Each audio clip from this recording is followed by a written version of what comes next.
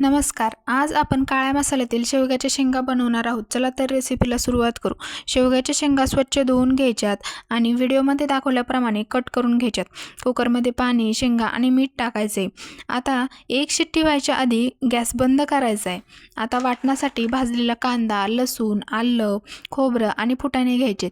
तर सगळ्यात आधी खोबरं आणि लसूण एकत्र वाटायचे. ते काढून घेतलं की भाजलेला कांदा, कोथिंबीर, लसूण आणि आलं हे एकत्र वाटायचे. हे वाटण काढून घेतलं की लास्टला फुटाणे वाटायचे. आता गॅसवर कढई ठेवायची. कढईत तेल टाका. तेल तापलं की त्यात वाटलेलं खोबरं आणि लसूण टाकायचे. ते हलवायचे. त्यानंतर कांदा, लसूण, कोथिंबीर ही जी पेस्ट होती ती टाकायची. त्यातच कढीपत्ता टाकायचा. हे सर्व व्यवस्थित तेल सुटेपर्यंत परतून घ्यायचे.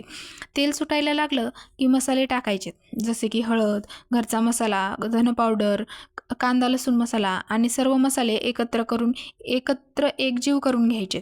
फोडणीत थोडी कोथिंबीर टाकायची आणि हलवून घ्यायचे. आता शिजवलेल्या शेंगा पाण्यासहित टाकायच्यात आणि आता तुम्हाला जेवढी भाजी करायची तेवढं गरम पाणी टाकायचे. गरम पाणी टाकायचं आहे मित्रांनो, कारण गरम पाणी टाकल्याने व्यवस्थित चव येते आणि छान अशी तरी येते. हे सगळं व्यवस्थित मिक्स करून घ्यायचे.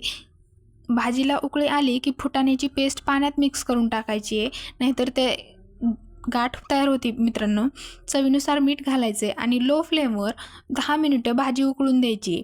लास्टला कोथिंबीर टाकायची आणि तयार आहे आपली शेवग्याची काळ्या मसाल्यातील भाजी. व्हिडिओ तुम्हाला कसा वाटला ते कमेंट करून नक्की सांगा आणि व्हिडिओ आवडल्यास लाईक करा, शेअर करा आणि सबस्क्राईब करा. काही चुकलं असेल तर माफ करा.